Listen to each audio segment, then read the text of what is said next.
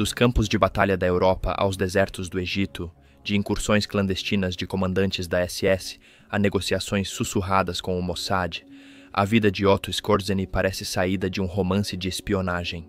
Ao ver a página dele na Wikipédia, você pensa, Israel e SS juntos? Isso é insano. Ele foi o homem que libertou Mussolini do cativeiro, que comandou missões de engano nas Ardenas, que construiu redes secretas de fuga para fugitivos após a guerra e que mais tarde apareceu nos cantos mais improváveis do mundo durante a Guerra Fria. A jornada dele não acabou em 1945, só ficou mais estranha. Esta é a história completa dele, as empreitadas épicas de guerra de Otto Skorzeny e a extraordinária vida pós-guerra que se seguiu.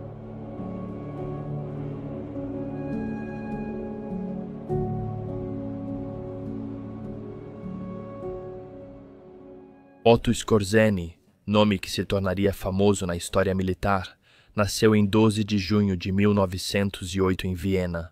Naquela época, Viena não era apenas o coração cultural e político da Áustria, mas também a capital do vasto Império Austro-Húngaro, um reino multiétnico que se estendia por grande parte da Europa Central e Sudeste.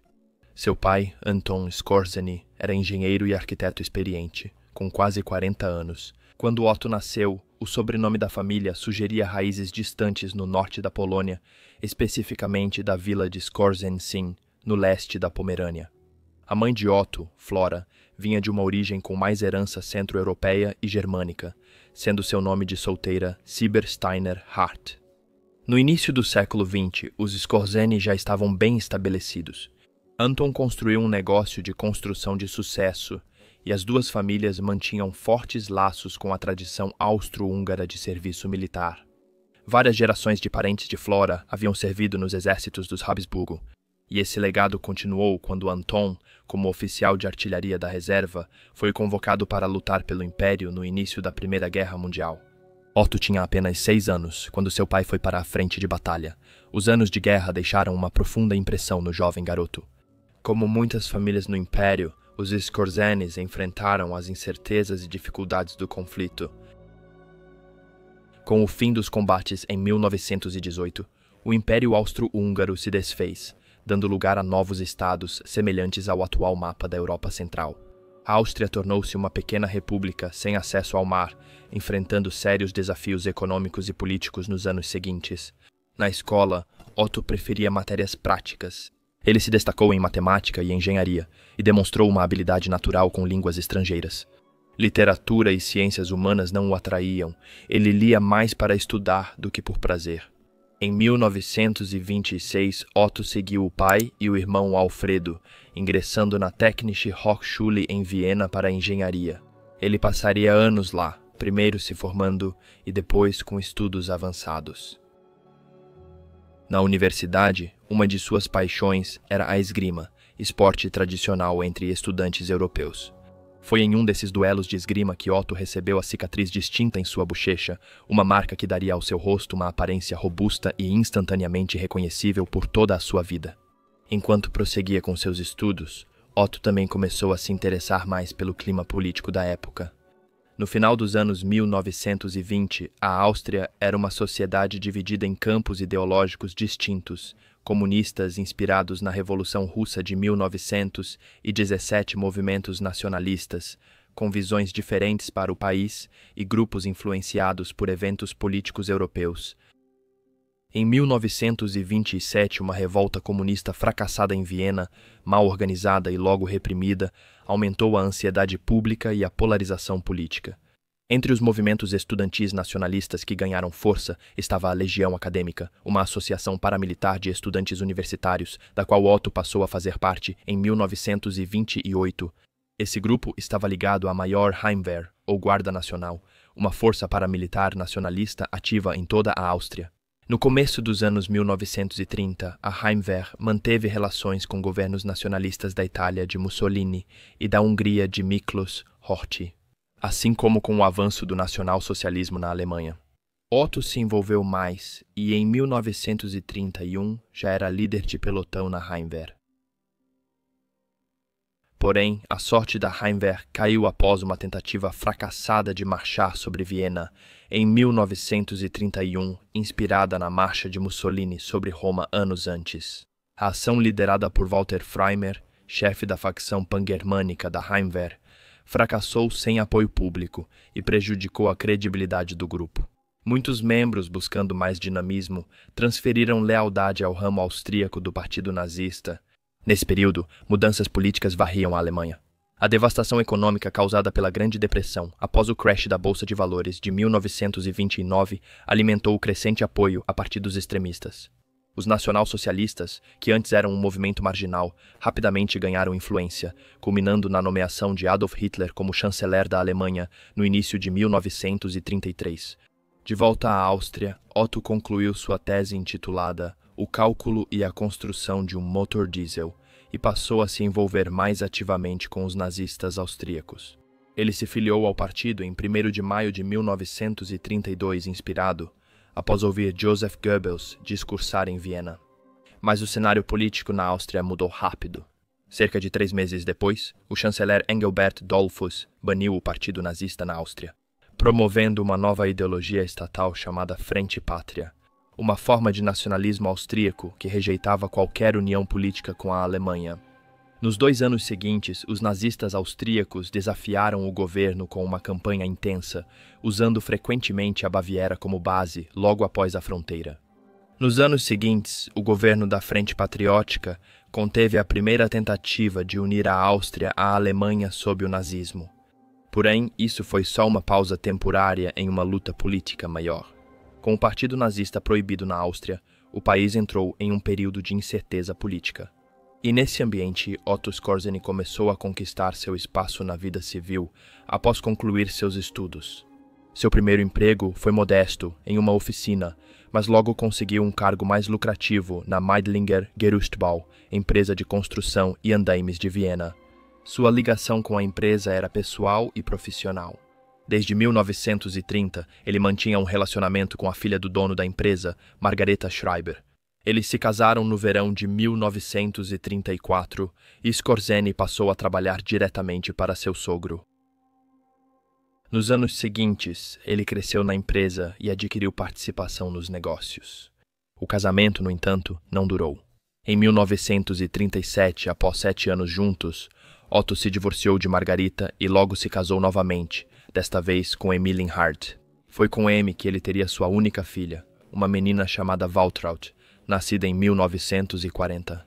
Durante seu segundo casamento, a situação política da Áustria já havia mudado bastante.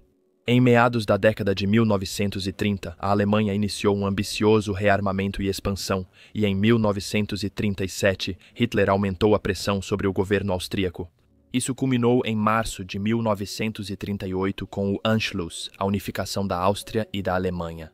As forças alemãs cruzaram a fronteira, assumiram o controle sem resistência e a Áustria foi incorporada ao Reich.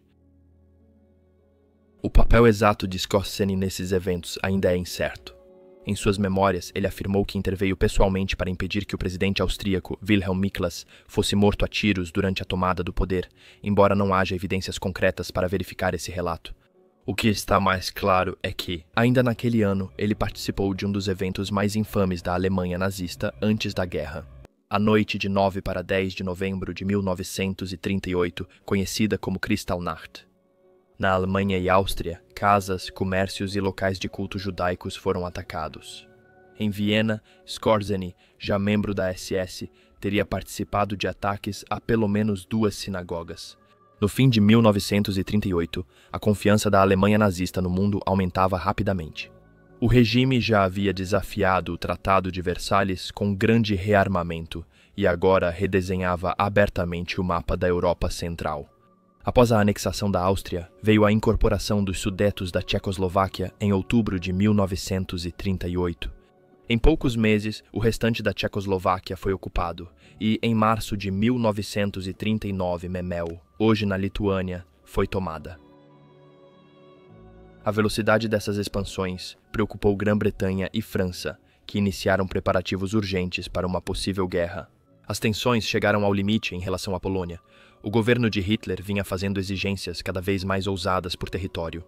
Quando a Alemanha invadiu a Polônia em 1º de setembro de 1939, após forjar um incidente de fronteira para culpar a Polônia, Grã-Bretanha e França declararam guerra. 2 dias depois, a Europa voltou à guerra e começou a Segunda Guerra Mundial.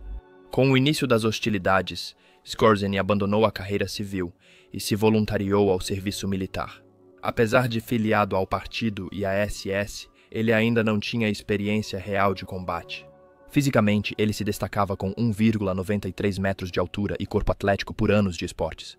Mas, aos olhos das autoridades de recrutamento de Viena, sua idade de 31 anos o colocava fora da primeira leva de recrutas. Depois, tentou entrar na Luftwaffe, comandada por Hermann Göring, mas sua altura foi uma desvantagem. Caças não conseguiam acomodar um homem do tamanho dele. Em vez disso, ele foi designado para um depósito de comunicações militares em Viena, um cargo administrativo que ele achava entediante e frustrante. Durante os primeiros meses da guerra, até o início de 1940, foi aí que Skorzeny permaneceu, longe das linhas de frente, onde os acontecimentos começavam a se acelerar. Na primavera de 1940 surgiu uma oportunidade para Otto Skorzeny deixar o trabalho de escritório que ele não gostava e assumir um papel militar ativo. Já membro da SS, soube que a Waffen-SS, braço armado da organização, expandia-se rapidamente e buscava novos oficiais. Com formação em engenharia e interesse em mecânica, Skorzeny achava que seria especialmente útil. Especialmente porque essa força estava começando a operar unidades fortemente blindadas, incluindo tanques e outras formações mecanizadas. Ele se candidatou, foi aceito e iniciou o treinamento formal na Waffen-SS na primavera de 1940. Sua entrada em serviço ativo coincidiu com um período crucial da guerra, após a rápida conquista da Polônia em setembro de 1939. Os meses de inverno passaram com relativamente poucos combates no oeste, um período que ficou conhecido como a Guerra de Mentira. O silêncio acabou em abril de 1940, quando a Alemanha invadiu e conquistou rapidamente a neutra Dinamarca e a Noruega. Um mês depois, ocorreu uma das principais ofensivas da guerra, a invasão dos Países Baixos e norte da França, em maio de 1940. Investidas blindadas e uso coordenado do poder aéreo superaram rapidamente as forças aliadas, obrigando os britânicos a evacuarem Dunkerque e deixando a França derrotada em poucas semanas. Em junho, Paris estava sob ocupação alemã e a Grã-Bretanha permanecia sozinha na Europa Ocidental. Nos meses seguintes, houve bombardeios aéreos na Grã-Bretanha, Blitz, e um bloqueio naval para pressionar Winston Churchill a negociar. Mas, em vez de focar só na Grã-Bretanha, Adolf Hitler mudou de estratégia. Em 1941, o foco mudou para o leste, rumo à União Soviética, abrindo uma frente ainda maior e mais brutal. Antes da campanha, a liderança alemã protegeu seu flanco sul. Em abril de 1941, forças alemãs invadiram Iugoslávia e Grécia para estabilizar os Balcãs antes da ofensiva no leste.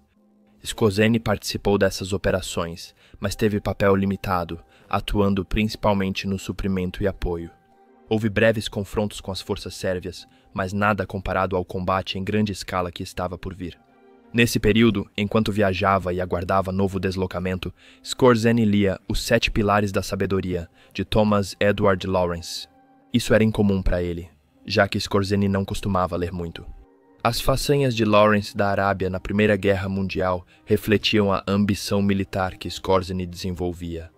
Em pouco tempo, Skorzeny se veria em funções de comando que exigiam iniciativa e adaptabilidade semelhantes. No verão de 1941, a Alemanha iniciou a Operação Barbarossa, maior invasão terrestre já registrada. Cerca de 3 milhões de soldados do eixo invadiram a União Soviética, avançando por 3 frentes rumo a Leningrado, Moscou e Kiev. Skorzeny agora estava na 2ª Divisão Panzer SS das Reich, no avanço central rumo a Moscou. Os estágios iniciais da ofensiva trouxeram ganhos rápidos. O Exército Vermelho, pego de surpresa e ainda se recuperando de anos de expurgos internos, sofreu pesadas perdas tanto em pessoal quanto em equipamentos. Em setembro de 1941, as forças alemãs alcançaram a capital soviética. A unidade de Skorzeny, parte das formações motorizadas da divisão, foi designada como elemento avançado para a esperada captura da cidade. Suas ordens específicas incluíam assegurar edifícios estratégicos importantes, entre eles o Lubyanka, uma construção do final do século XIX que o governo soviético havia transformado na sede de seus serviços de inteligência. Esses planos para Moscou nunca se realizaram. Com o inverno de 1941, o avanço alemão parou perto da cidade. Temperaturas congelantes, falta de suprimentos e ferozes contra-ataques soviéticos forçaram lentamente a Wehrmacht a recuar. No final da batalha, Skorzeny foi ferido por um estilhaço na parte de trás da cabeça. O ferimento não foi fatal, mas foi grave o bastante para ele ser evacuado da linha de frente. Após o tratamento, ele foi para Berlim se recuperar. Nesse período de recuperação, surgiu uma oportunidade inesperada. Dentro do alto comando alemão, estavam em andamento discussões sobre a formação de uma força de operações especiais de elite, uma unidade dedicada ao estilo comando, capaz de executar missões não convencionais em território inimigo. Os britânicos mostraram a eficácia dessas forças em 1940 e 1941, com ataques a posições alemãs e italianas na Europa ocupada, Noruega e norte da África. Essas operações, geralmente pequenas, mas de grande impacto, provaram que ataques de operativos altamente treinados alcançavam resultados difíceis para exércitos convencionais. A Alemanha já havia experimentado formações semelhantes no início da guerra. O mais notável foi o Regimento Brandemburgo, uma unidade do exército especializada em reconhecimento, sabotagem e infiltração. Em 1942, surgiram planos para uma nova unidade da SS, sob controle direto da liderança da Waffen-SS, para cumprir essas missões. Essa nova formação seria conhecida como Sonderlehrgang Oranienburg, o curso especial de treinamento Oranienburg, inicialmente composta por cerca de 300 homens recrutados da Waffen-SS. O projeto foi supervisionado por Hans Juttner, alto oficial da SS com grande habilidade administrativa, mas sem experiência militar em combate. Reconhecendo essa lacuna, Juttner procurou um oficial que não apenas entendesse de operações militares, mas também tivesse a determinação para construir uma unidade do zero. As recomendações o direcionaram para Otto Skorzeny, ainda em recuperação em Berlim. Skorzeny já havia demonstrado interesse em formar um destacamento de operações especiais e era visto como um candidato com conhecimento técnico, capacidade organizacional e determinação pessoal para fazer isso funcionar. Na primavera de 1942, Skorzeny tornou-se comandante da nova unidade de operações especiais. O restante do ano foi dedicado a formar a equipe, escolher os homens certos, supervisionar o treinamento e aprimorar suas habilidades para missões que exigiam adaptabilidade, furtividade e precisão. O treinamento abrangia manuseio avançado de armas, demolições, navegação, sobrevivência e táticas para atuar em território inimigo. Durante a formação da unidade, os planejadores alemães já consideravam possíveis missões. A Operação Osprey foi um dos primeiros conceitos, criada como plano de contingência diante das mudanças da guerra. Após a entrada dos Estados Unidos no conflito em dezembro de 1941, tropas americanas foram estacionadas na Irlanda do Norte, enquanto forças britânicas e americanas também ocuparam a neutra Islândia. Isso preocupou Berlim, temendo que os aliados ocupassem o restante da Irlanda, a República Independente, para garantir portos e aeródromos. A Operação Osprey previa resposta rápida dos alemães caso a ocupação ocorresse. Unidades especiais de Skorzeny seriam lançadas de paraquedas na Irlanda para contatar a resistência local, principalmente o exército republicano irlandês. Eles forneceriam treinamento, apoio logístico e coordenação para sabotagem e guerrilha contra forças aliadas de ocupação. O plano ampliava ideias alemãs anteriores de explorar a resistência irlandesa à influência britânica. No fim, apesar de Grã-Bretanha e Estados Unidos da América considerarem seriamente a invasão, decidiram não fazê-la. A Operação Osprey nunca foi lançada. No entanto, o conceito refletia o tipo de missões que a unidade de Skorzeny era esperada realizar. Destacamentos especializados visam desestabilizar operações inimigas e apoiar resistência local fora das principais frentes de batalha. Um dos exemplos mais marcantes veio de Heinrich Himmler, chefe da SS, que idealizou uma missão com o codinome Operação Ulm. A ideia era que os comandos de Skorzeny atacassem o território soviético e destruíssem instalações industriais importantes transferidas para o leste dos Montes Urais. Essas fábricas haviam sido transferidas em massa no início da invasão alemã para mantê-las fora do alcance das tropas em avanço. Em 1942, já produziam grandes quantidades de armas e equipamentos para o Exército Vermelho. O conceito, porém, era inviável logisticamente. As distâncias envolvidas, a falta de capacidade de transporte aéreo e a profundidade das defesas soviéticas tornavam esse ataque mais fantasia do que um plano viável. Apesar disso, Himmler manteve a ideia até 1943, depois desistiu. A situação só mudou quando o leste se transformou drasticamente e as forças alemãs passaram a ser constantemente empurradas de volta para suas próprias fronteiras. A Operação Franz, proposta mais realista, visava apoiar grupos anti-britânicos e anti-soviéticos no Irã, principalmente as tribos Qashqai do Sul. Essa região tinha enorme valor estratégico. O petróleo iraniano era vital para os aliados, e o país servia como rota essencial para armas e veículos americanos enviados pelo corredor persa ao esforço de guerra soviético. Se os Qashqai fossem incentivados a interromper essas rotas, poderiam causar atrasos e complicações importantes na logística dos aliados. O plano era que agentes alemães contactassem as tribos e dessem armas, equipamentos e treinamento. No entanto, a missão rapidamente enfrentou contratempos. Só uma unidade de comando chegou ao Irã e a maior parte do equipamento ficou na Europa, perdido em pista de pouso na Crimeia antes da partida. No final, a Operação França não alcançou nada de substancial, mas proporcionou uma experiência valiosa sobre o tipo de desafios logísticos que essas missões enfrentavam, lições que seriam aplicadas em operações mais bem-sucedidas posteriormente na guerra. Em 1943, a missão que consolidou a reputação de Skorzeny foi executada. A situação estratégica para as Alemanha havia piorado drasticamente. Naquela primavera, no norte da África, a posição do eixo desmoronou completamente. As forças alemãs e italianas restantes se renderam na Tunísia, encerrando a campanha e dando aos aliados o controle do sul do Mediterrâneo.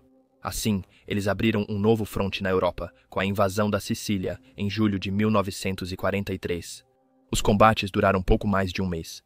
Os aliados conquistaram a ilha e depois avançaram para o continente italiano no início de setembro. As derrotas abalaram a liderança italiana e, em 25 de julho de 1943, mesmo antes da invasão do continente, um golpe político ocorreu em Roma.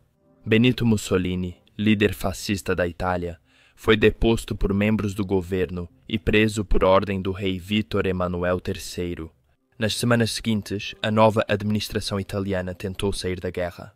No início de setembro, eles negociaram e assinaram um armistício com os aliados, mudando de lado e mergulhando a Itália em caos político e militar. No final do verão de 1943, Adolf Hitler se deparava com uma situação que se deteriorava rapidamente na Itália. A queda da Sicília, o desembarque aliado e a queda de Mussolini deixaram o caminho ao norte, rumo à Áustria e ao sul da Alemanha, perigosamente exposto. Para conter o avanço aliado na Europa Central, Adolf Hitler enviou dezenas de milhares de tropas alemãs ao norte da Itália, controlando cidades e linhas defensivas. Mas só o controle militar não bastava. Para fins políticos, Berlim queria manter pelo menos a aparência de legitimidade para sua ocupação do norte e centro da Itália. A solução foi restabelecer Mussolini como chefe de um novo regime que operaria sob supervisão alemã. O desafio era que Mussolini agora era um prisioneiro, mantido em isolamento rigoroso por seus antigos aliados. Um resgate ousado seria necessário e Hitler escolheu Otto Skorzeny para a tarefa. Após sua prisão em 25 de julho, Mussolini foi levado por vários locais seguros no centro da Itália, enquanto tentavam escondê-lo da inteligência alemã. Eles optaram por um local remoto e fácil de defender. O Hotel Campo Imperatore ficava no alto de um planalto isolado na cadeia de montanhas Gran Sasso, nos Apeninos.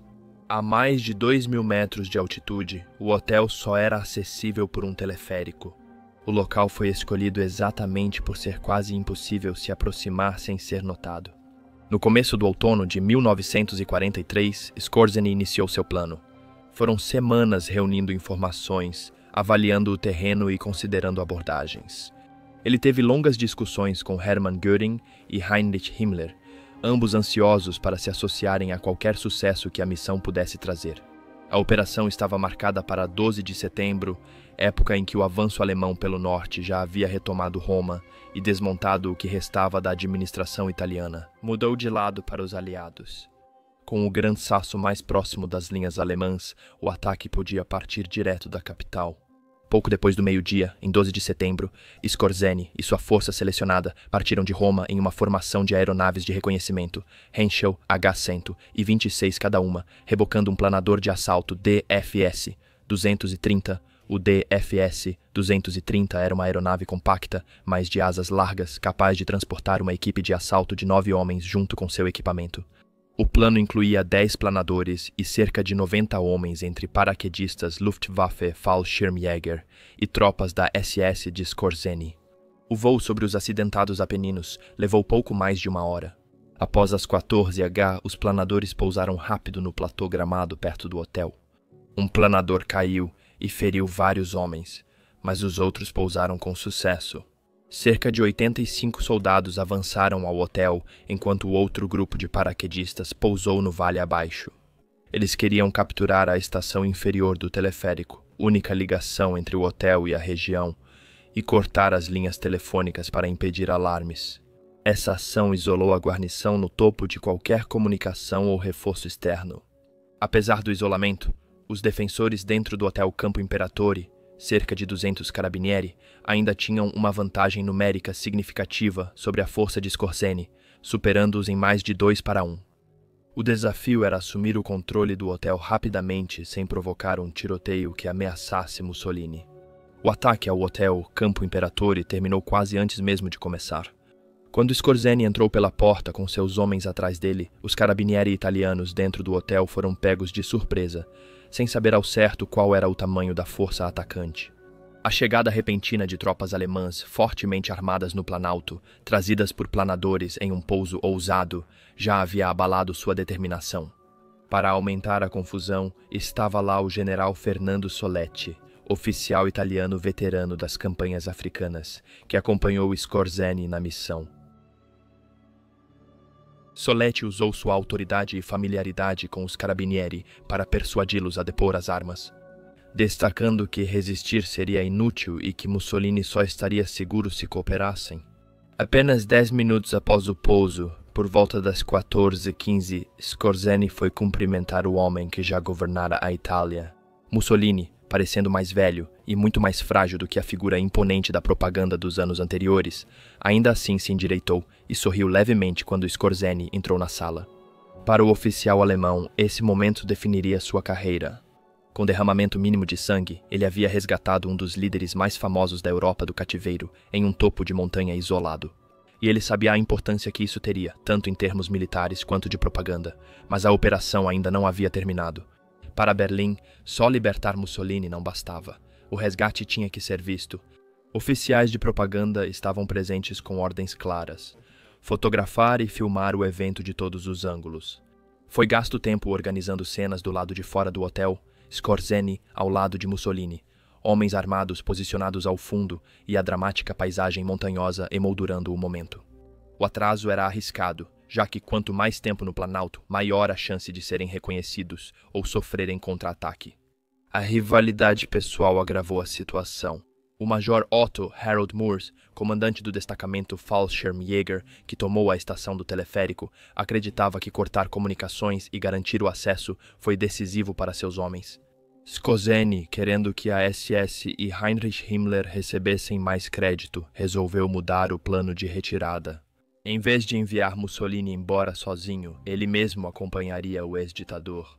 A aeronave aguardada era um pequeno Fieseler FI-156 Storch, avião de reconhecimento leve projetado para decolagens e pousos curtos. Com Mussolini e Scorzeni a bordo, junto com o piloto, a aeronave agora estava perigosamente sobrecarregada. A decolagem pela pista de grama improvisada foi emocionante. O Storch roçou a borda do Planalto, mergulhou rapidamente e logo ganhou altura, afastando-se da montanha. Tinha sido por pouco, e a insistência de Scorzeni em voar com Mussolini quase levou a missão ao desastre. Mesmo assim, a operação foi declarada um triunfo. Mussolini foi levado ao norte e nomeado chefe da República Social Italiana, regime alemão sediado em Salò. Para o eixo, isso restaurou a aparência de continuidade política no norte da Itália, embora Mussolini governasse só no nome. O papel de Scorzeni no ataque de Gran Sasso foi amplamente divulgado pela imprensa alemã, garantindo que ele e, por extensão, a SS e Himmler se tornassem sinônimos do sucesso da missão. Até mesmo Winston Churchill, que não era amigo de seus inimigos, descreveu isso como uma operação de grande ousadia. Mesmo durante o planejamento da Operação de Gran Sasso, o nome de Skorzeny já aparecia ligado a outro plano, bem mais ousado e com maiores possíveis consequências. Após a entrada dos Estados Unidos na guerra em dezembro de 1940, líderes aliados se reuniram em conferências protegidas para coordenar a estratégia. Casablanca em janeiro de 1943, Quebec em agosto do mesmo ano.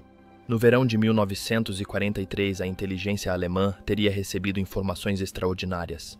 Pela primeira vez, os 3 líderes aliados mais poderosos, o presidente dos Estados Unidos da América, Franklin D. Roosevelt, o premier soviético Iosif Stalin e o primeiro-ministro britânico Winston Churchill, iriam se reunir juntos em um único local. A cidade escolhida foi Teherã, capital do Irã, ocupada desde 1941 pela Grã-Bretanha e União Soviética. Para proteger seus campos de petróleo e garantir rotas vitais à União das Repúblicas Socialistas Soviéticas, para Hitler, a perspectiva de eliminar de uma só vez os 3 líderes aliados era quase impensável em seu impacto potencial. O plano foi chamado de Operação Salto Longo. Se essa oportunidade fosse aproveitada, poderia teoricamente mudar o rumo da guerra de uma vez. Se a Operação Salto Longo realmente existiu, os nazistas planejavam atacar o centro da liderança aliada, tornando a operação algo quase inédito. De acordo com relatos que surgiram posteriormente, a responsabilidade geral pela iniciativa teria sido atribuída a Ernst Kaltenbrunner, o vice-chefe da SS e chefe do Escritório Central de Segurança do Reich. No entanto, Kaltenbrunner não era conhecido por liderar operações de campo pessoalmente. Disse que ele delegou a tarefa a um seleto grupo de agentes de confiança, com Otto Skorzeny nomeado como uma das principais figuras para supervisionar a execução. Historiadores ainda discutem se a Operação Salto Longo foi um plano real ou só uma ideia que não passou das discussões iniciais. O fato é que nunca foi feita uma operação desse tipo. Na Conferência de Teherã, no fim de novembro de 1943, Iosif Stalin apresentou supostas provas da inteligência soviética de que os alemães planejavam matar os 3 líderes aliados, Franklin D. Roosevelt, Winston Churchill e ele mesmo. De acordo com a narrativa soviética, agentes alemães haviam sido enviados para Teherã semanas antes, hospedando-se em hotéis próximos ao local da conferência. Segundo Stalin, a contra-inteligência do Comissariado do Povo para Assuntos Internos descobriu o plano graças ao agente Nikolai Kuznetsov, que se disfarçava de oficial alemão na Ucrânia ocupada. Os soviéticos disseram que essas informações chegaram a Berlim antes da conferência, fazendo os alemães abortarem a missão e retirarem seus agentes de Teherã. Se Stalin estivesse certo, Skorzeny, famoso por missões arriscadas, poderia ser central em uma operação. Se tivesse tido sucesso, isso mudaria a guerra em um dia, mas o registro histórico é obscuro. Em suas memórias escritas na década de 1950, Skorzeny negou categoricamente qualquer envolvimento. Há indícios de que, apesar de os alemães terem considerado atacar líderes aliados em Teherã, a ideia não passou da fase conceitual. Se isso foi uma oportunidade perdida ou apenas propaganda de guerra inflada, ainda não se sabe. Mesmo enquanto a controvérsia sobre a Operação Salto Longo persistiria por décadas, a atenção de Skorzeny já estava se voltando para outra missão que receberia o codinome Operação Rosselsprung, ou Movimento do Cavaleiro. A nova missão não visava chefes de Estado inimigos, mas o comandante guerrilheiro mais bem-sucedido da Europa ocupada, Iosif Broz Tito. Em 1943, as forças de Tito tornaram-se uma grande ameaça nos Balcãs. Com a invasão aliada da Itália e o colapso do regime de Mussolini, o líder dos guerrilheiros iugoslavos ampliou sua influência e consolidou o controle de vastas áreas do interior. Seus combatentes, especialistas em guerrilha, frequentemente interrompiam suprimentos, comunicações e movimentos alemães. Para Berlim, a solução era decapitar o comando dos guerrilheiros capturando o próprio Tito. O plano previa ataque aéreo e terrestre ao quartel-general. Acreditava-se que ele estava perto de Durva, nos Alpes Dináricos, região montanhosa da atual Bósnia, e Herzegovina. Skorzeny estava entre várias figuras importantes no planejamento. No entanto, a Operação Cavaleiro logo ficou atolada no mesmo tipo de rivalidade entre serviços que frequentemente prejudicava as operações especiais alemãs. A SS, o Sicherheitsdienst, Sicherheitsdienst, a Luftwaffe e o Exército Regular, todos tentaram influenciar o plano e, no final, reivindicar o crédito pelo seu sucesso. Em meio a essa disputa política interna, Skorzeny teria obtido informações cruciais durante o interrogatório de um partigiano capturado. Informações que apontavam diretamente para o quartel-general de Tito estar localizado em um complexo de cavernas nos arredores de Dorva. Por motivos desconhecidos, Skorzeny não repassou essas informações ao comando. Nessa época, ele se afastou totalmente da operação, alegando não ter mais envolvimento direto. Se isso ocorreu devido a desacordos sobre a estratégia, dúvidas quanto à viabilidade da missão ou simplesmente por um cálculo de que sua reputação pessoal estaria mais protegida ficando à margem, é algo que permanece no campo da especulação. O ataque, realizado no fim de maio de 1944, iniciou com um pouso dramático de paraquedistas e tropas de planadores alemães em Durvar. Combates intensos irromperam na cidade e colinas próximas. Mas Tito, avisado pela comoção e ajudado pelo terreno, escapou com seus assessores mais próximos. Os partisãs se dispersaram novamente pela mata e, embora a operação tenha causado baixas, seu objetivo principal, a captura de Tito, foi um fracasso. Para Skorzeny, a ação do cavaleiro lembrava a linha tênue entre ousadia e excesso de confiança, além de como rivalidades pessoais podiam prejudicar grandes operações. Em 1944, o mapa político da Europa Central e Oriental se fragmentava com o avanço dos aliados. No sul, as potências ocidentais já haviam aberto uma nova frente na Itália. A leste, o Exército Vermelho avançava na Polônia e Ucrânia. No oeste, a invasão aliada da França era esperada a qualquer momento. Diante dessa crise em 3 frentes, muitos dos parceiros de guerra da Alemanha começaram a reconsiderar suas lealdades e, em alguns casos, tomar medidas decisivas para mudar de lado. A Romênia foi a primeira grande deserção. Antes foi um dos maiores aliados da Alemanha na invasão da União Soviética, fornecendo petróleo de Ploiesti e centenas de milhares de soldados. Em agosto de 1944, a Romênia trocou de lado, aliou-se aos soviéticos e permitiu a entrada do Exército Vermelho. A mudança causou um choque em Berlim. Adolf Hitler temia que a Hungria, um país igualmente vital por sua posição geográfica e recursos, pudesse ser o próximo dominó a cair. A Hungria era aliada formal da Alemanha desde os primeiros dias da guerra, liderada pelo regente Miklós Horthy, chefe de Estado do país desde 1920. Mas, no início de 1944, sinais de instabilidade política e discretas sondagens diplomáticas em direção aos aliados deixaram Hitler profundamente desconfiado. Em março de 1944, a Wehrmacht lançou a Operação Margarida para ocupar a Hungria e evitar traições. O primeiro-ministro Miklós Kálai, que vinha discretamente explorando uma paz separada com os soviéticos, foi removido do cargo sob pressão alemã. Desde então, a Alemanha assumiu controle direto sobre as políticas do país. Apesar desse controle mais rígido, Hitler logo descobriu que Horthy, ele mesmo, havia iniciado negociações secretas com os soviéticos. O líder alemão agiu de forma decisiva, trocando toda a liderança húngara. O homem escolhido para realizar esse golpe político foi Otto Skorzeny. A missão, codinome Operação Panzerfaust Punho Blindado, foi colocada em ação em meados de outubro de 1944.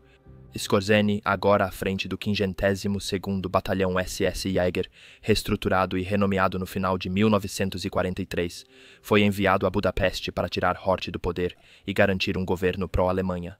No dia 15 de outubro, os homens de Skorzeny fizeram seu primeiro movimento. Eles intervieram durante uma reunião entre Miklós Horthy Jr., filho de Horthy, e representantes dos partisãs iugoslavos de Tito, que intermediavam negociações com Moscou.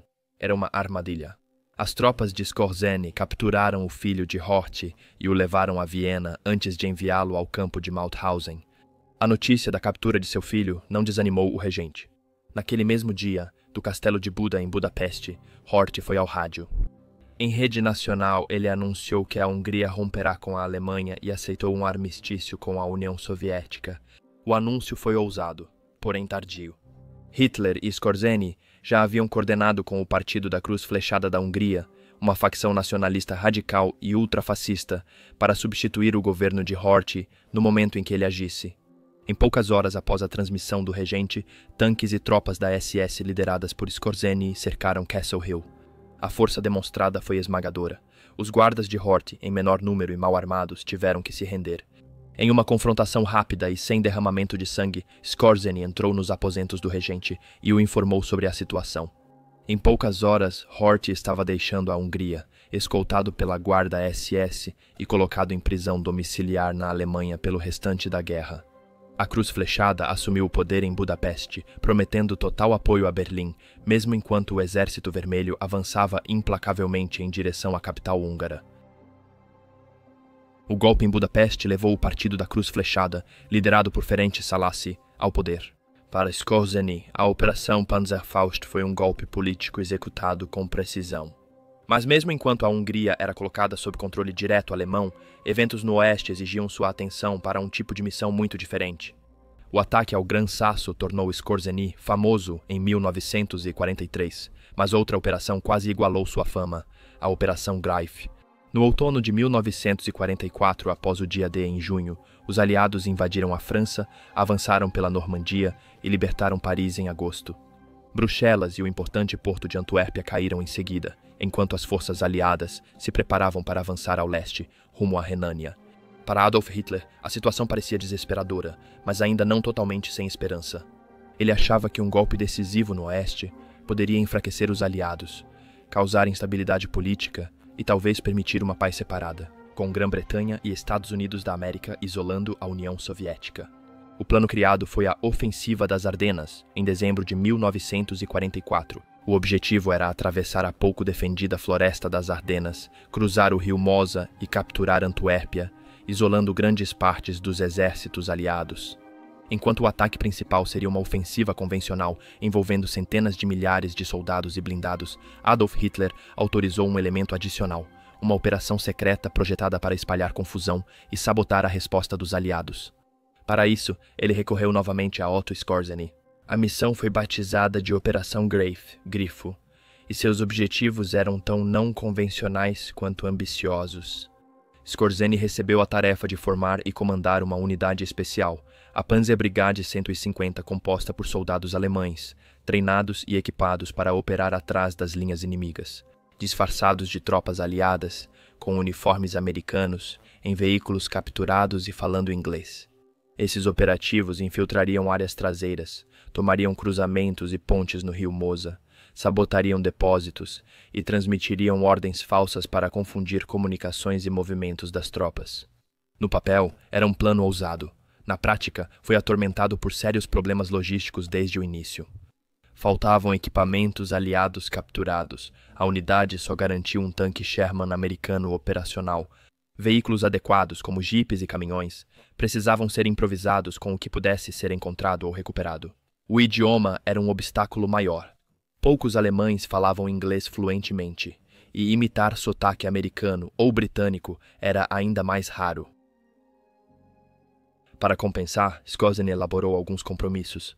Onde tanques não estavam disponíveis, Panzer IV alemães recebiam silhuetas falsas e eram pintados para se parecerem com os destroyers de tanques americanos M-10. Cada grupo de infiltração teria ao menos um membro capaz de falar inglês suficientemente bem para enganar em encontros na estrada, enquanto os outros ficariam em silêncio ou falariam pouco para não revelar a origem. Os riscos eram altos. A lei de guerra permitia executar alemães capturados com uniforme aliado como espiões. A Operação Greif começou em 16 de dezembro de 1944, o dia de abertura da Batalha do Bulge. Dezenas de homens de Skorzeny cruzaram as linhas em pequenos grupos e se espalharam em várias direções. As ordens eram claras: destruir depósitos de combustível e munição, cortar comunicações, virar placas para confundir tropas e espalhar ordens falsas para causar confusão. Embora não tenham atingido a meta de capturar pontes sobre o rio Mosa, os resultados ainda foram significativos. Unidades aliadas relataram atrasos inesperados, erros de navegação e ordens misteriosas que as redirecionaram para longe de suas posições originais. Cortaram linhas telefônicas, interromperam sinais de rádio e desviaram entregas de combustível. O efeito psicológico sobre os aliados foi desproporcional ao pequeno tamanho da força de Skorzeny. A suspeita se espalhou rápido, levando a verificações de segurança mais rígidas e à detenção temporária de oficiais superiores dos aliados, até confirmarem suas identidades. De trás da linha de frente, Skorzeny coordenava relatórios e movimentos da melhor forma possível. Logo ficou claro que tomar as travessias do Mosa estava fora de alcance. O avanço alemão desacelerava diante da forte resistência aliada e a chance de penetração profunda se fechava. Ainda assim, a Operação Greif alcançou certo sucesso, não por meio de vitórias dramáticas no campo de batalha, mas ao forçar os aliados a ficarem constantemente em alerta e a questionar toda a ordem, placa e posto de controle nas áreas traseiras. Nos primeiros dias da Operação Greif, o engano foi mais eficaz do que Skorzeny previa. Suas equipes disfarçadas cruzavam as Ardenas, trocando placas de sinalização e transmitindo ordens falsas a formações aliadas desavisadas. Em muitos casos, brigadas foram enviadas para estradas erradas, atrasando reforços e interrompendo planos operacionais. Uma equipe conseguiu convencer um destacamento aliado a deixar uma vila já assegurada, simplesmente se passando por oficiais de alta patente e entregando ordens falsas de retirada. A confusão se espalhou, obrigando os comandantes aliados a gastar tempo e pessoal para retomar posições que julgavam seguras. Porém, um truque tão complexo só duraria por pouco tempo. Em poucos dias, os aliados perceberam que comandos alemães usando uniformes americanos estavam operando atrás de suas linhas. Novas medidas de segurança foram adotadas, incluindo mais postos de controle, onde todos os soldados de qualquer patente podiam ser interrogados. Na paranoia que se seguiu, a solução frequentemente foi tão perturbadora quanto o problema. Um incidente famoso envolveu o general americano Omar Bradley, parado em um posto de controle. Bradley foi perguntado sobre a capital de Illinois por um soldado atento, mas talvez confiante. O sentinela Bradley acertou: Springfield. O soldado, certo de que a capital era Chicago, ordenou a prisão de um dos oficiais americanos mais graduados, suspeitando que fosse homem de Skorzeny. Nem o Marechal Bernard Montgomery escapou do caos. Enquanto dirigia seu jipe, tropas aliadas nervosas atiraram em seu veículo, temendo que Monty fosse um impostor alemão. As rodas do seu jipe foram atingidas antes que o erro fosse percebido. Esses incidentes mostraram como a pequena força de Skorzeny causou grande perturbação em pouco tempo. As tropas aliadas de repente ficaram desconfiadas de qualquer um, até mesmo de seus próprios líderes. No entanto, a maré estratégica não mudaria só com a enganação. No fim de dezembro de 1944, a ofensiva alemã nas Ardenas vacilava. Em 26 de dezembro, o terceiro exército do general George Patton rompeu o cerco de Bastogne e forçou a retirada alemã. Com o fracasso da Batalha do Bulge, a iniciativa no oeste estava perdida para sempre. Os aliados começaram seu avanço final em direção ao Reno, enquanto no leste, o Exército Vermelho se concentrava no noroeste da Polônia para seu avanço decisivo rumo à Alemanha e a Berlim. O final do jogo havia começado. Dentro da liderança nazista, alguns já pensavam além do inevitável colapso militar. Heinrich Himmler, chefe de Skorzeny na SS, sondou cautelosamente contatos de paz com os aliados ocidentais, embora as chances de acordo aceitável para ambos fossem pequenas. Enquanto isso, Himmler mantinha um plano de contingência mais sombrio, elaborado desde o outono de 1944, a Operação Werwolf. O objetivo era treinar pequenos grupos da SS e do Partido Nazista, fanáticos, para continuar lutando após a ocupação da Alemanha, promovendo sabotagem, assassinatos e intimidação contra os aliados. Seria uma guerrilha para manter a causa nazista viva sem um Estado. Skorzeny foi incluído no planejamento. Em 1945, ele supervisionou o treinamento de centenas de agentes. O currículo era intenso e rígido. Tiro de precisão a longa distância, demolição, sabotagem de transporte e comunicações, criação de explosivos improvisados e atuação em pequenas células clandestinas sem serem detectados. A ideia era criar uma rede de combatentes secretos, capazes de agir de forma independente na Alemanha, ocupada por meses, até mesmo anos após o fim oficial da guerra. A missão era ideal para a experiência de Skorzeny em guerra não convencional. No entanto, como logo ficou claro, O colapso da Alemanha na primavera de 1945 foi tão rápido que a Operação Lobisomem nunca virou o movimento subterrâneo esperado por seus idealizadores. O avanço da Operação Lobisomem antes da rendição alemã ainda é bastante debatido entre historiadores. Não há dúvida de que foi um programa genuíno da SS.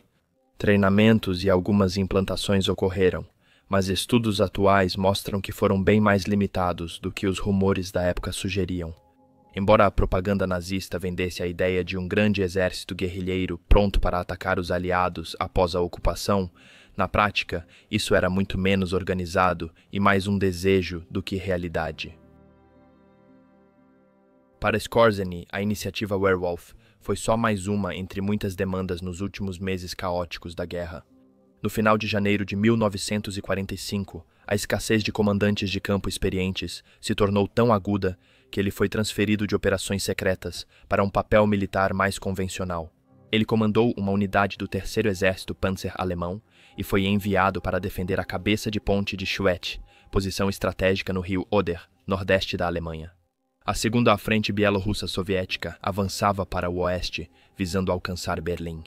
Skorzeny, experiente em missões especiais com pequenas unidades, agora enfrentava o desafio de defender uma posição contra forças muito superiores. Com poucos recursos, faltavam metralhadoras pesadas e artilharia. A improvisação tornou-se essencial. Ele adaptou canhões antiaéreos na traseira de caminhões para criar plataformas móveis de tiro, usando-os para atacar alvos terrestres diretamente. Mesmo com dificuldades, as forças de Skorzeny mantiveram Schwedt por 31 dias de fevereiro a 3 de março. A retirada que ele ordenou foi por prudência estratégica, não por colapso no campo de batalha, e sem novas ordens do comando superior. Com o cerco aumentando, ele achou melhor recuar enquanto sua tropa estava intacta. Desde então, seus movimentos mostraram a rápida desintegração da frente alemã. Enviado ao oeste, ele supervisionou a destruição das pontes sobre o Reno para atrasar os aliados.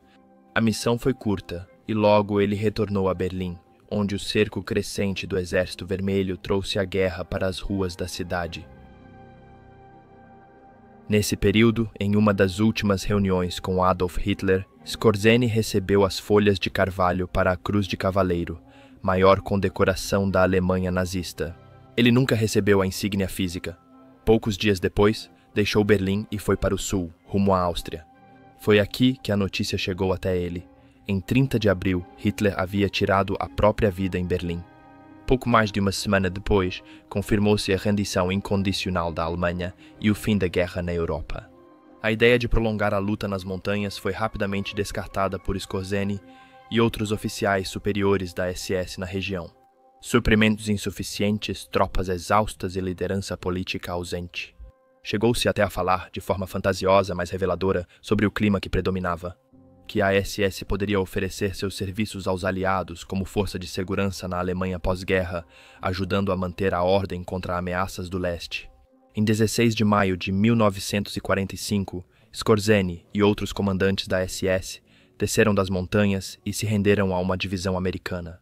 Devido à sua fama como o homem que resgatou Mussolini e organizou operações ousadas atrás das linhas aliadas, parecia inevitável que ele fosse rapidamente interrogado e colocado na lista de réus de alto perfil para o próximo Tribunal Militar Internacional de Nuremberg. Vários altos nazistas já estavam mortos por suicídio ou combate. Aos olhos dos aliados, Otto Skorzeny era exatamente o tipo de figura visível e reconhecível que eles poderiam querer levar a julgamento. À primeira vista, parecia inevitável que Otto Skorzeny enfrentaria todo o peso da justiça do pós-guerra.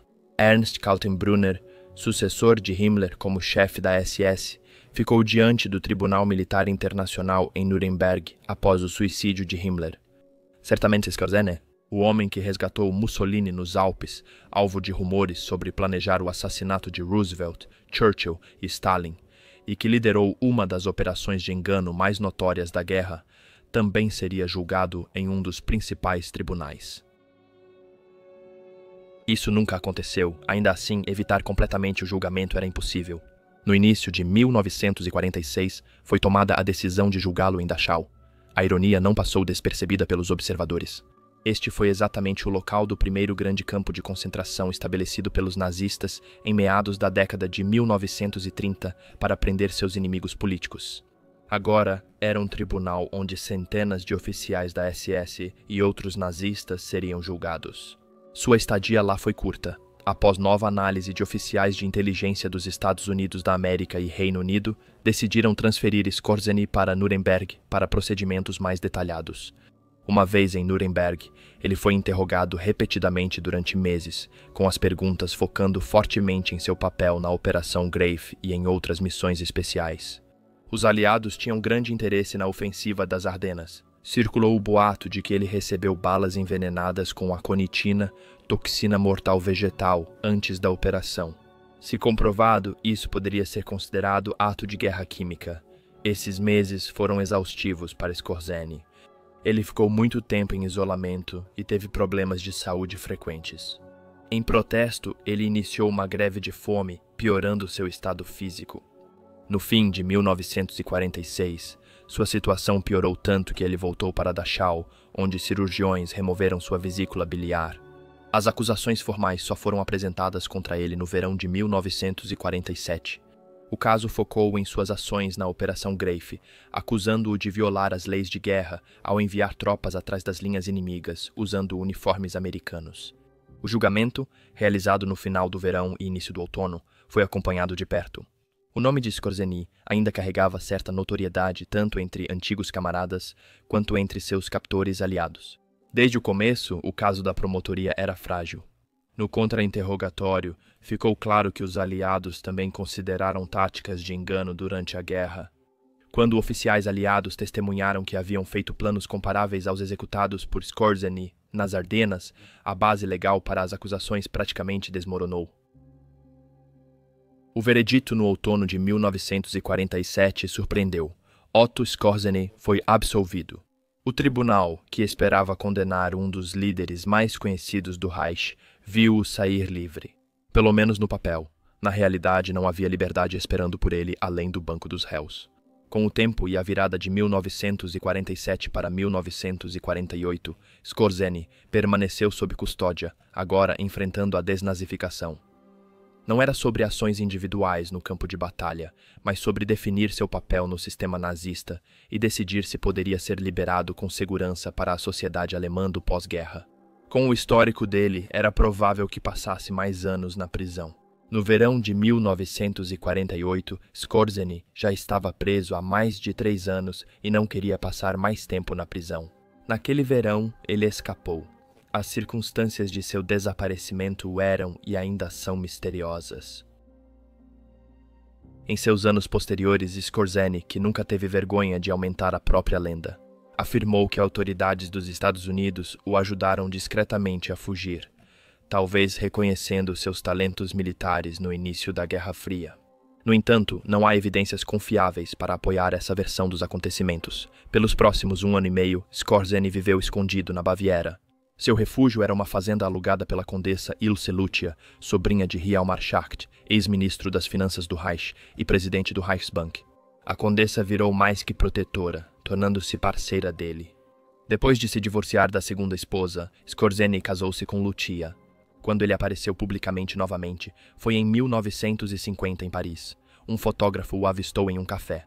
A imagem confirmou ao mundo que o homem, antes visto como um dos comandos mais perigosos da guerra, estava vivo e circulando livremente. Skorzeny não esperou pela reação.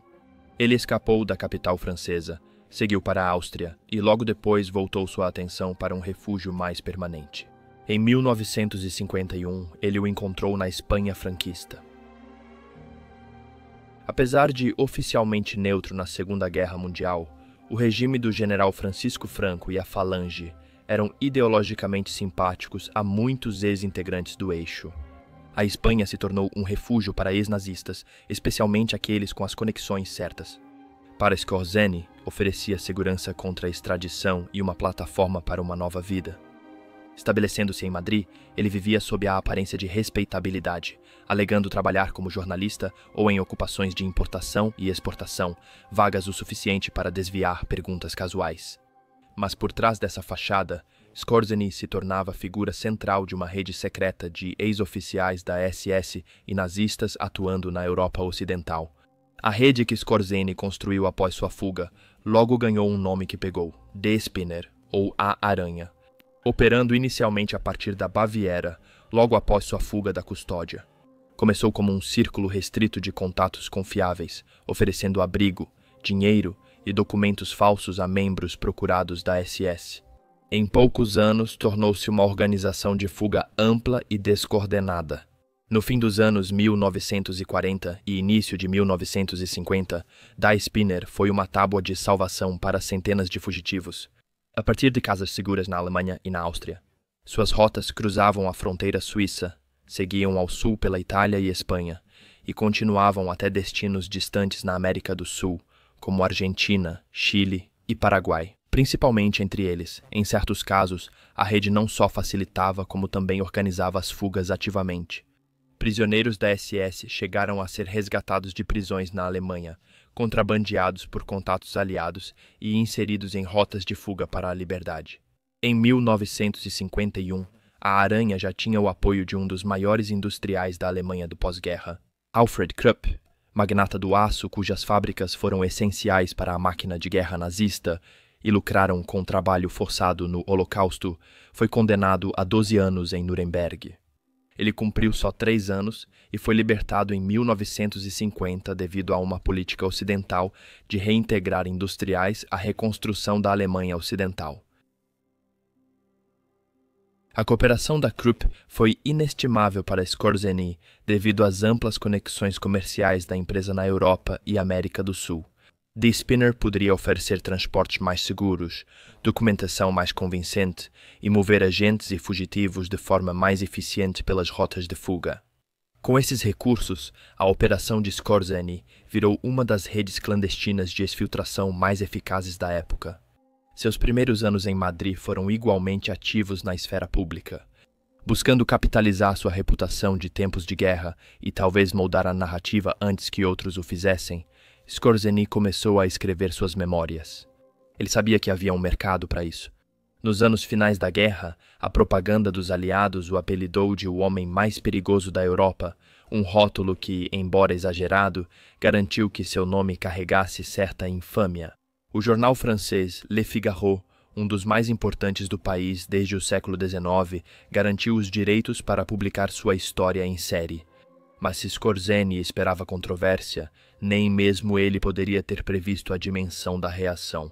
Em 5 de abril de 1950, quando as primeiras edições saíram, mais de 1.500 comunistas franceses protestaram na redação do Le Figaro, em Paris. A manifestação rapidamente se transformou em uma batalha de rua com centenas de gendarmes, um confronto tanto sobre as tensões da Guerra Fria, quanto sobre o homem cujas palavras o haviam provocado. Nesse momento, as prioridades ocidentais mudavam. Com o avanço da Guerra Fria, ex-oficiais nazistas e colaboradores deixaram de ser vistos só como criminosos de guerra e passaram a ser possíveis aliados contra a União Soviética. Na Alemanha Ocidental, milhares de homens que serviram ao Reich nas forças armadas, indústria ou administração foram oficialmente considerados Ent, nazistas Fisier, desnazificados, perdoados ou discretamente libertados da prisão. Muitos logo foram contratados pelo novo governo ou agências de inteligência ocidentais. Skorzeny se aproveitou disso. Em 1952, ele foi formalmente declarado desnazificado à revelia, apesar de ainda viver no exterior e nunca ter retornado para residir na Alemanha. A partir desse momento, ele passou a viajar com um passaporte Nansen, um documento de viagem para refugiados que lhe permitiu considerável liberdade de movimento pela Europa e além. Apesar de Madrid ser sua base, Skorzeny não era de ficar parado. Ele viajou muito, fez contatos políticos e empresariais e tornou-se influente entre exilados, ex-oficiais da SS, nacionalistas e redes de direita na Europa. Para ele, a guerra acabou em 1945, mas a luta em sua mente apenas mudou de fase.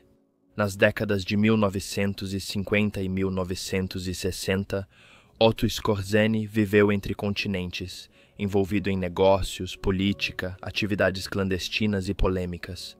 Apesar da notoriedade, viajava livremente com o passaporte Nansen, frequentemente misturando consultoria legítima e atividade política oculta. Um país que particularmente chamou sua atenção foi a Irlanda. A nação insular, neutra na Segunda Guerra Mundial, não se opunha totalmente a ex-membros do eixo viverem lá. Uma postura baseada em sua histórica desconfiança da Grã-Bretanha. Na segunda metade dos anos 1950, Scorzeny comprou uma grande fazenda no condado de Kildare. Ele ficava lá por períodos longos, aproveitando a tranquilidade e anonimato do interior da Irlanda. Apesar do investimento, as autoridades irlandesas não permitiram que ele se estabelecesse permanentemente. Quando ele solicitou um visto para permanecer indefinidamente, o governo recusou de forma discreta, mas firme, receoso da publicidade e das repercussões diplomáticas que poderiam seguir-se. A partir da Irlanda, suas viagens frequentemente o levavam para lugares muito mais distantes. A Argentina era um destino recorrente. Sob Juan Perón, a Argentina acolheu ex-nazistas e colaboradores do eixo, buscando fortalecer sua base industrial, militar e política. Scorzeny foi recebido pessoalmente por Perón, mostrando a rede de conexões que ainda mantinha com líderes simpáticos ao seu passado. Outra missão relevante ocorreu nos anos 1950, quando Scorzeny atuou no Egito.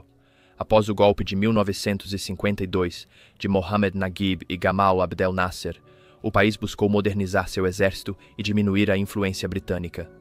Scorzeny foi convidado a treinar unidades militares egípcias, usando sua experiência de guerra em um contexto novo. Embora o papel exato ainda seja debatido, é possível que algumas tropas treinadas por ele tenham participado da tomada da zona do Canal de Suez, controlada pelos britânicos, ato que desencadeou a crise de Suez de 1956 e mudou a geopolítica do Oriente Médio. Mesmo assessorando governos estrangeiros, Scorzeny mantinha fortes laços com redes de extrema-direita na Europa.